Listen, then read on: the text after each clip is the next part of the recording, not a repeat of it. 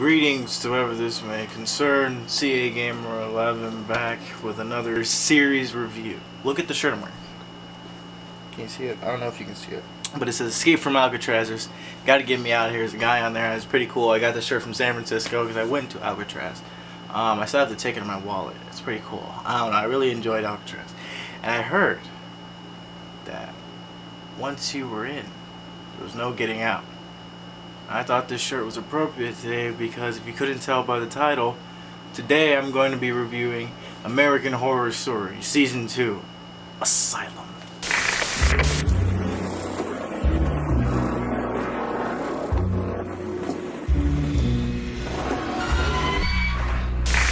American Horror Story Asylum was the follow-up to Murder House, which was a terrific, 12 Emmy winning. It's the follow-up of the terrific 17 Emmy nominated season of Murder House.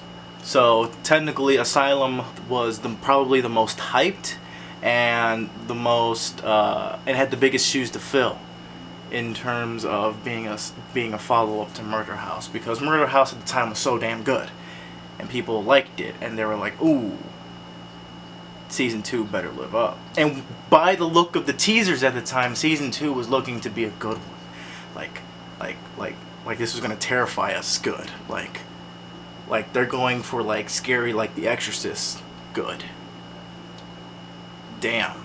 But you know, this was also the time where I realized that not all the teasers that American Horror Story sends out are accurate to the season itself. It just takes a certain theme, hence creepy nuns, and then amplifies it a little more for the teasers because they're shorter and because, you know, they can invest more. I guess, more money into a shorter time span because they're not putting a lot into the full episode. That's why the teasers are like are like kind of creepier than the show itself, in my opinion. Watch some of these teasers right now. Like, take a look at these teasers right now.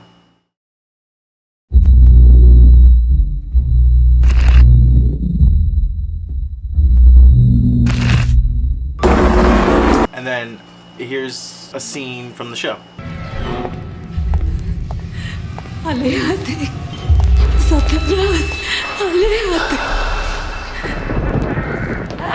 Obviously, two separate things. Like, one's on a high creep factor, and another one's kind of down here.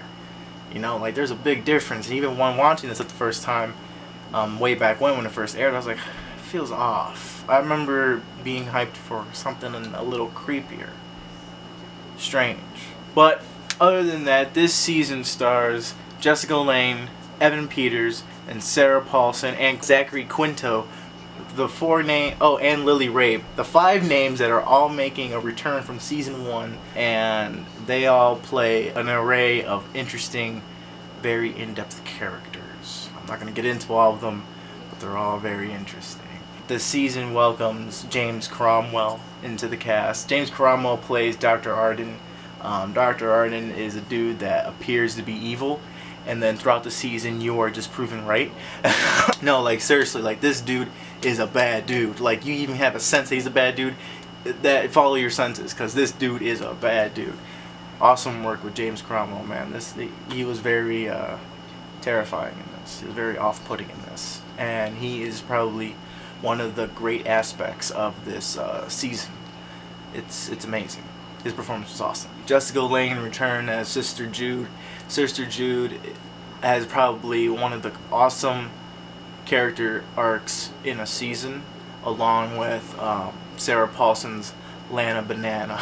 So American Horror Story Asylum is about a guy named Kit Walker.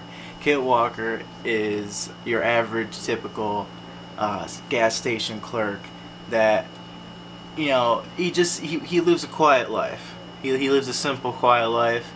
He fills people's gas and he listens to the radio until his shift's over, then he goes home. This season is set in 1964, so it takes place within the 1960s.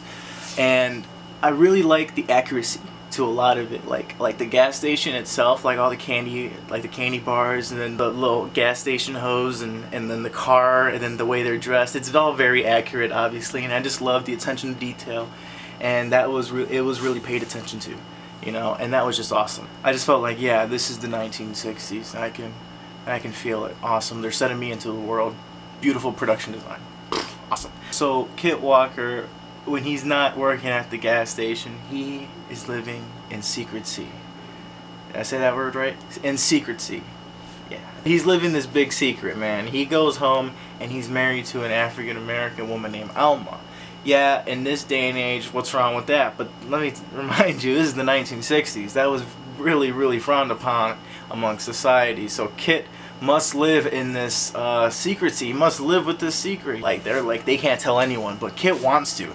He comes home, he talks to Alma, he's like, hey, I want to go out. We should go out and show our love. We are in love. Like, how can they ever separate us? You know, like, he's just so confident in it. However, Alma wants to live in this house, in this isolated house. She wants to be here, happy with Kit and whatever family they build from there. They want to be there until all of this blows over, and then they can come out, you know.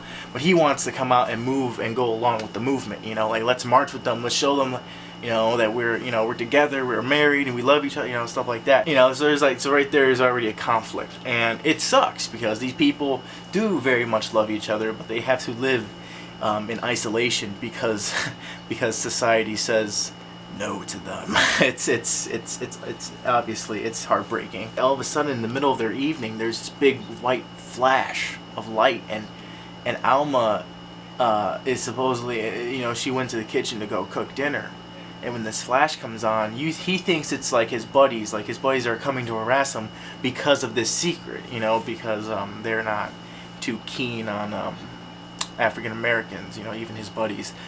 So he thinks these white lights are the car headlights.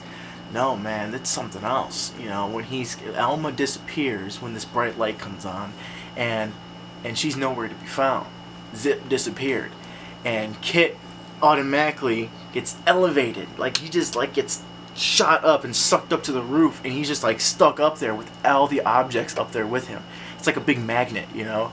And with quick flashes, it cuts to like him wet on a table, and then these long fingers come down and they're like poking at him, and then it cuts to Briarcliff.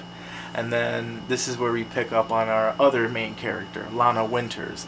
Lana Winters is a reporter, and she is visiting Briarcliff to get the inside scoop on their bread bakery. Their very nice bread bakery. So she's there to talk to Sister Jude about the lovely bread that they're making there. However, Sister Jude is not taking any of this crap. Sister Jude can look past Lana's BS, and she's like, I know what you're really here for, and stuff like that. And Lana says, I'm actually here for the bloody face inmate. That they captured the infamous bloody face killer, and they're bringing him into Briarcliff, and that's gonna be their most famous inmate, basically. That like people want to hear about this bloody face character, and Lana wants to get the inside scoop on what drives this dude insane, like what drives him to do what he does. You know, she wants to get in the mind of a serial killer, and that's why she's there. Sister Jude is kind of irritated by this, however, kind of allows her to stay. You know, she allows her to roam around because, you know, she says so if she wants to get, you know, the psychic treatment, she's going to get it, you know, like she's going to be in the asylum. If she wants to be there, she's going to be in there, you know. And that was pretty creepy for Sister Jude to do, because she went to Lana's lover, because Lana is a lesbian, which is another thing that is frowned upon in the 1960s. So with her being a homosexual, she automatically hospitalizes her and puts her into Briarcliff. Sister Jude locks up Lana, and that's where all the horror begins. So slowly, this story that she's searching for becomes her most horrific nightmare. And now, Kit is falsely accused and put into Briarcliff for Alma's murder. Since they can't find her, they're just saying that he murdered her, and that he's bloody face, and that we found him. Boom. There's our season 2. And I'm just like, awesome. And this was all in the span of one episode. I just basically kind of tell you for episode 1, it's so amazing, dude. I think, honestly, this season is probably the most in my opinion, the most well-written season. I haven't seen Hotel, Roanoke, or Cult yet. I know for a fact because I remember watching it for the first time, and I remember obviously I remember rewatching it, and rewatching it, it holds up, dude. Like I thought it was gonna lack in some parts. It doesn't. It does not. I was interested the whole time, and it's so odd, the way the whole way this season 2 was shot. It's very odd. It's very off. Every camera angle is like tilted. Like it has like an infinity of darkness. Everything has like a dark black background, and the only thing you see are the characters. You know, it's just like the shade. It's just like the black background and the characters like there, and it's just very odd. You know, it's very off-putting. And if you are scared by satanic stuff or extraterrestrials, stay away from this season, because this season blends both the devil and aliens perfectly. Yes, you heard me right. This is probably the most well-written season, in my opinion, because there's a couple of characters that go through major character arcs, and it's just so amazing. Like by the end of the season, they're like totally different people. It's just so amazing. Like Sister Jude is one of them. Lana Winters is another. Kit remains himself. I love how Kit remains himself, but he, like, does he come out in the end? I don't know. Does he stay true to himself? He stays true to himself. He is himself. He does not change character. But does he make it out? You know, I don't know. Maybe. He's also in there because he has a story of little green men abducting him. Everyone does not believe the alien story, but the aliens proved themselves to be real in one way or another, and it's pretty cool. This season also introduced my favorite American Horror Story character, Pepper. I love Pepper, man. Pepper is just an amazing character. Like, my mom and I probably love Pepper. Like, we both, like, say, oh yeah, I love American Horror Story, Pepper. Pepper's our favorite character. Dude, I love Pepper. Also, Pepper had a cool character arc, too. By the end of Season 2, Pepper is not the same character as she was in Episode 1. I just love it. And I know she returns in Freak Show, so I have not seen Freak Show. So I'm highly anticipating that. So yeah, American Horror Story Season 2 was the most off-putting. I really felt like a sense of a sense of drowsiness, like a sense of like nausea, like sense of like nauseous, like when watching this. I don't know, it was so weird because that's how oddly off-putting this season was filmed, in my opinion. I don't know, it was just so cool. I give it props. And it also has one of my favorite scenes in American Horror Story, the name game, which is just like an awesome dance routine that came straight out of nowhere but fits so perfectly into the season. And then I say bo at a B, then I say the name, a banana, fan, and a foe. And then I say the name again with an F, very plain, and a fee, fi, and a mo. Pepper, pepper, pepper, bo, pepper, banana, fan, fo, pepper, fee, fi, mo, mepper, pepper. It's just top notch, dude. And come on, every time I cannot get enough of seeing Jessica Lange, Sarah Paulson, and Evan Peters just dancing in a trio together. That's just awesome. And then when Pepper was pointing at it, she was just so happy. That was just, it's an amazing dance sequence. If you haven't seen American Horror Story Season 1 or 2, what are you doing? Go and see it. Season 2, like, you don't need to watch Season 1 to go into Season 2, if I didn't make that clear. This is an anthology series, so every season is different. I'm pretty sure you guys know that. But yeah, Season 2, Season 1, watch whichever because both are pretty good. I would probably give Asylum because Asylum is such, like, it was just so well written and the characters are so well developed and so well, like, fleshed out, and like and see how they are and where they at the end of the season. You're just like, wow, that's awesome. Because, you know, because I feel like that's better because at this point in time they know that they're an anthology series. They know that, okay, we are only going to go so far with this, you know. In Season 1, you know, but I think around like Episode 8 or something, they were still like, oh, we don't know if you're going to be a Season 2 and we're going to follow these characters, or is it going to be a totally different, you know, they were still like figuring themselves out. So now they know who they are. They're an anthology season, an anthology series. They know that, okay, we only have a season to tell this story, let's tell it right. So I think that's why the writing is a little spot on in Season 2 than in Season 1. But with that being said, I think season 2 gets a 9 out of 10 for me.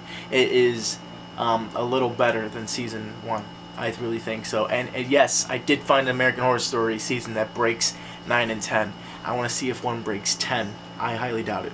Maybe. Who knows? But as of right now, this remains like the most well written and probably well produced American Horror Story, in my opinion. Like, Asylum is just so off-putting and so creepy in its own way. It's just beautiful. And yeah, that's as much as I can say about it without spoiling it. Yeah, if you haven't seen that season, man, go and see it. I'm pretty sure you guys have if you're fans of American Horror Story. Is that my personal favorite? No, that is not my personal favorite season, but I think it's really well done, and I really enjoy that season. My personal season has yet to be said. When I come across it, I will say it. So yeah, with that being said, thank you for watching. Like, share, subscribe. Now that I'm done with season 2, I'm going to obviously move on to American Horror Story season 3. And throughout the whole month of October, I'm going to be doing all of American Horror Story seasons. And then I'm going to be doing, if I have time, horror movies. So yeah, with that being said, again, thank you. Like, share, subscribe. More Spider-Man to come. So stick around for that. Third time's a charm. Like, share, and subscribe. I'll see you guys in the next one. Thank you for watching. Bye-bye.